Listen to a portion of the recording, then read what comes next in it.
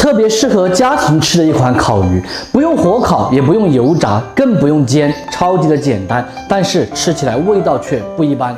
清洗和处理干净的黄辣丁儿，把背上还有两边的刺剪掉，再到背上花起口，方便入味。来一点配散的姜葱、盐、鸡精、胡椒、花雕酒，和转，先腌制起来。砂锅底部铺洋葱，豆花舀来铺上去。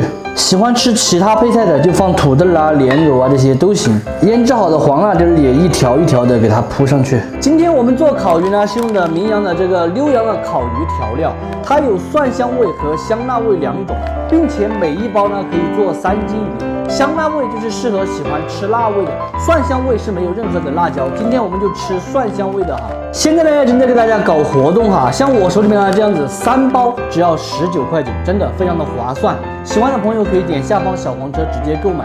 锅内少许油，姜葱蒜口粉，炒香过后下入蒜香的烤鱼料，加水。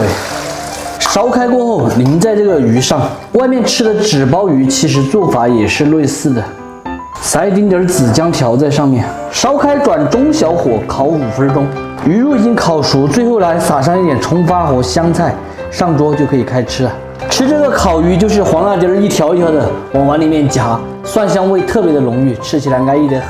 这种烤鱼的话就是新手都会零失败的做法，不知道大家学会没有哈？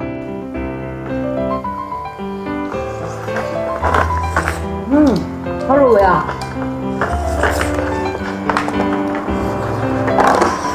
咱们的烤鱼调料还可以用来炒蒜香小龙虾、蒜香沙块，还有各种焗蒜香的海鲜都行。